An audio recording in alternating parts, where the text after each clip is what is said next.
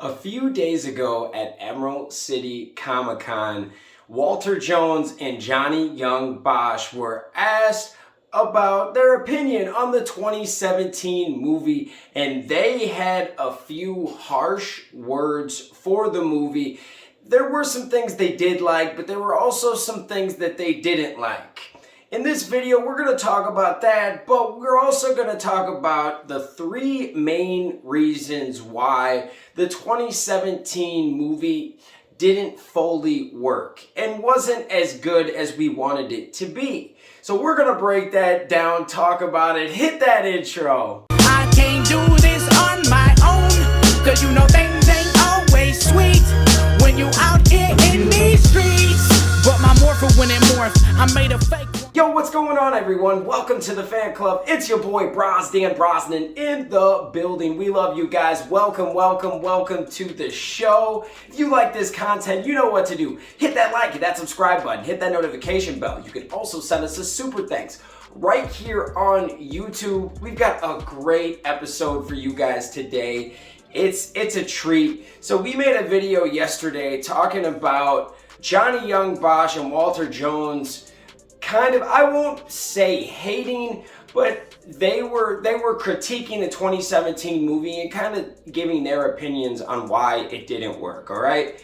And they had a good point talking about how the Power Rangers were teenagers with attitude, but they had dreams and they had aspirations and they were actually good kids. And this is what happens when you try to take something and make it into something else. They're trying to take Power Rangers and turn it just like Marvel, like not really use the aspects that were good about Power Rangers, okay? So when I think of Power Rangers, I think of the show with action, with a little bit of comedy, like it's not so serious as all these other shows. Great music, rock music, high energy. Like that's all I remember as a kid, fighting, good stories, like not the best stories, but good stories. You know, like watching Power Rangers through the years, they have made some great episodes on the smallest budget, man. We're talking about a fan club budget, man. Power Rangers have been balling out for years on a very small budget. So at the end of the day, when you're making a movie or making something, you're trying to make it new, but also bring back the old, because obviously they were trying to when they casted Jason David Frank and Amy Jo Johnson just to put them in the movie for like 30 seconds, which, you know, they tried, but they didn't fully like commit to both. You know, you had to pick, you can, with these movies, you don't have to fully pick a lane where you can just go all nostalgia or go all new school. You can do both, and they tried to, but I don't know. It wasn't the best idea. At the end of the day, it wasn't a bad movie, guys. I think that this movie, on a 1 to 10 scale, it gets like a 6.5 to a 7. It's in that area. It has some things that I like to it.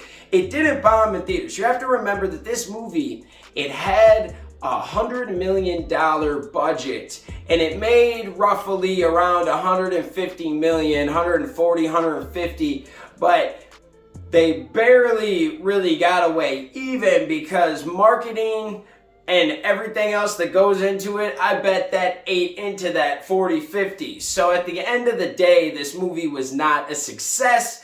It didn't shit the bed either, where it's all the way, like some of those movies that you don't even want to talk about that you're in. This was actually not a bad movie, and a lot of the cast members have gone on to do great things, okay? I just wanted to kind of talk about what other people were saying, what I think, but now we're going to get into the three main reasons why I believe this movie, it didn't hit the spot where we thought it was going to hit. We thought when this movie came out, we thought we were getting, you know, the next kind of Marvel type series and Power Rangers, and it wasn't a bad movie. Like I said, it's entertaining. But there are three things here that we have to remember that made Power Rangers, and I think would have made this movie even better. Okay, so the first one is action. I believe we're missing 2 to 3 action scenes in this movie that would have made a more cohesive unit of a good film experience, right? There was way too much talking, way too much kind of backstory when really we didn't get a lot of backstory. Anyways, there's a lot of questions unanswered, a lot of characters that really didn't get much talking, and some of the scenes they did do, it made us questioning, kind of like with the Pink Ranger. She was kind of like, she was bullying and kind of doing some weird stuff. We never got an ending to that. So why even put that in there? Like, I'd rather have a fight scene. So, I guess what I'm trying to say is, when you start the movie off the way it did with Zordon and Rita, and she's in a Green Ranger suit, like, it was badass, man.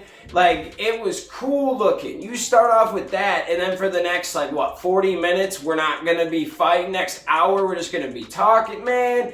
So, yes, that does kind of suck. That brings that down a lot. Like, the action, that's probably one of the main things. If you would have just put 2 to 3 more action sequences in there, we're talking like 2 fight scenes and maybe something crazy. Because you gotta remember, the 95 movie was such a hit because even if you didn't know what Power Rangers was, you didn't like Power Rangers, or you were a big fan, it started right away of doing something crazy. They're jumping out of planes. They're rollerblading to free ride. They're having 2 different fight scenes, right? In the first 30 minutes of that movie, you get like 2 fight scenes, 2 action sequences, there's teleportation, there's fun stuff going on here. And now I get, you can argue, oh, well, they're already morphed, blah, blah, blah. Well, I know I saw more action in the episode 1 of Power Rangers ever. Well, what was it? The Day of the Dumpster? Saw more on Day of the Dumpster than I did in the first hour of this dang movie. So that is something to be said, guys. Let's just think about that. So that's a huge one, is action. I think that you can't really make an action sci-fi something movie like this without, more action, something more intense, more plot stories. So that's a big one.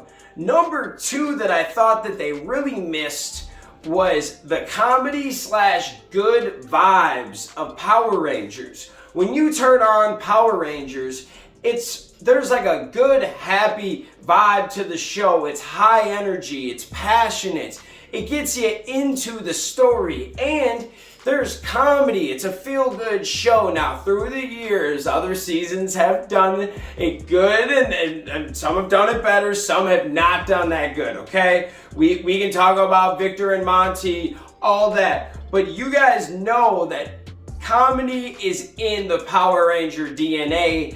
There was a few jokes in the movie, but nothing that I really loved, like that whole, the milking, not milking a cow thing, that was just a little weird. There was a few things in this movie that I thought were, comedy-wise, the only thing that I thought was funny was the Krispy Kreme thing, but that was also a written-in / advertisement. So at the end of the day, even their best joke was kind of paid for. So I thought we were missing some more happy vibes. And one thing that I wasn't a big fan of is, I'm not saying that shooting the movie in Canada was a horrible idea, but at the same time, it was just so dark, and the picture that they painted on Angel Grove, everybody hates the damn place, so everyone's getting in trouble and wants to move out, and it was just this dim, kind of boring city. And the Angel Grove that I knew was exciting and fun and sunny California, and everybody was training and dancing and working out and doing martial arts and all this really fun stuff. So I thought we got away from the happy vibes, and that comes with the comedy too. You're having a good time, you're joking, you're laughing. That's what Power Rangers always was to me. So when I watched this movie, they tried to make it darker and turn it into, like, I don't know, like a Hunger Games type vibe, but it didn't get well received. And I think that they could have done a few things to enhance that and put that in there. Especially, I felt like all the Rangers were kind of too serious at times. Like, I don't know, like, I felt like there should have been some more jokes. There should have been some just more happier vibes instead of them just being problematic, which that's what the two are, like, OG, if you think about it, the two original Black Rangers, that's what they were talking about at Emerald City Comic Con, was if you make a character bad, kind of, a bully, and then you give them powers, aren't they still gonna be a bully?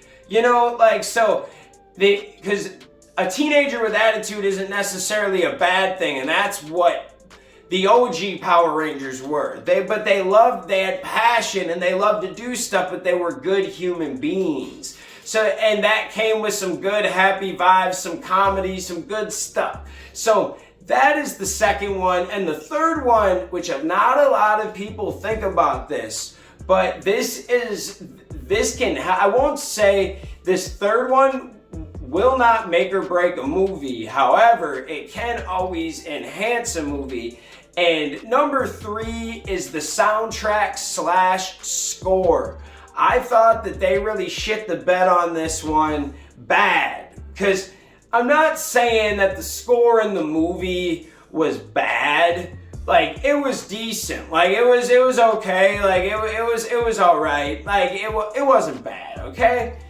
Fact is you've got 5 Power Rangers, 5 young actors. We didn't get them involved in any type of the music, videos, anything. There wasn't one single that really charted from this soundtrack, and that is a shame, because I'm a musician. I know that all the good movies these days are trying to, like, really come with a cool soundtrack. And, I know that Marvel doesn't really do that, but Power Rangers is different than Marvel. Like, well, Marvel doesn't have, like, an official soundtrack. Listen, bud, the Ninja Turtles have official soundtracks. The Transformers have official soundtracks. G.I. Joe had a soundtrack. Bro, you gotta bring on some people. One of the best soundtracks that help the Suicide Squad, the original movie, do you remember that movie? That soundtrack was 100 times better than the movie, and that helped the movie out a lot. Like, think about that. If you had a couple #1 hit, like, because I've learned this through in the world, if you have a movie budget behind a single, it goes through the roof, man. Like, Suicide Squad had like 2 or 3 #1 hits from that album, and that's what helped sell the movie, because they were able to put clips from the movie in the video, and that's free advertising, and people were talking about it because it wasn't on their own album. Be like, oh, we got 21 Pilots with Healings from the Suicide Squad album. Like, that's what Power Rangers needed. And I looked at the soundtrack. I think and I'm a hip hop guy. I'm not saying we can't get a rock band. You couldn't get like an awesome, super dope rock band on there. I'm not saying that, but like, hip hop's trending. That's kind of hot right now with the kids, right? The only rapper I saw on there was like Vince Staples. And Vince Staples is dope. I like Vince Staples. He's actually like a good rapper. But you're not trying to make some calls to get a Wiz Khalifa, a Drake, a Lil Wayne, a Ty Dolla $ign, like someone, and there's 1,001 rappers we can name that are kind of relevant. And I'm not saying they're better than Vince Staples, but Vince Staples is decent. I'd put him on a soundtrack, but that's the only rapper you guys got bigger name, and he's more like in the B category, but Vince Staples dope. I'm not hating on dude, but that's the only guy that you got on this soundtrack. See, when you're trying to make something, I remember when that Ninja Turtles soundtrack came out, fire. Transformers, every time they come out with something, they usually have a hit on there. I mean, Linkin Park did a bunch of, like, 1 or 2 hits. I won't say a bunch, but I thought they had at least a couple songs through Transformers through the years. Like, this isn't something fully new, But it's becoming even bigger lately because people are realizing when you can put a movie budget behind some of these songs, it can really help like bring in new people. And so what do you guys think? I gotta talk about my 3 things. I think this movie was missing action. I think it was missing those happy vibes, which kind of bring in comedy too into Power Rangers. You know, it's like comedy and happy vibes, they're together. But those good vibes of Power Rangers, action, and a good soundtrack, I think would have made this movie legendary and we'd be getting a sequel by now. But you know how the game works. You don't do it right, now you're gonna fail. With Netflix, I don't know what we're gonna get soundtrack wise. I bet we're gonna get more action, hopefully. And then, you know, when it comes to the happy vibes of Power Rangers, I'm hoping they bring that back too. So Hasbro, E1, yo fam, when you're listening out there, come tune into your boy. All the fans out there, we love you guys. Thank you so much for supporting the fan club. Let me know what you guys think, what this show was missing, or what you liked about this movie. Let me know, guys. Thank you. We'll talk to you next time. Peace. Hey guys, thanks for watching this video. Make sure you hit that like button, hit that subscription button, and also hit that notification bell to stay in the algorithm. Do you guys support the fan club? You want to help us make our next episode and keep this show running? Well, check out our brand new fan club t-shirts. These are on our Square site. Go check that out. Go check us out on all social media platforms. And thank you for rocking with us, guys.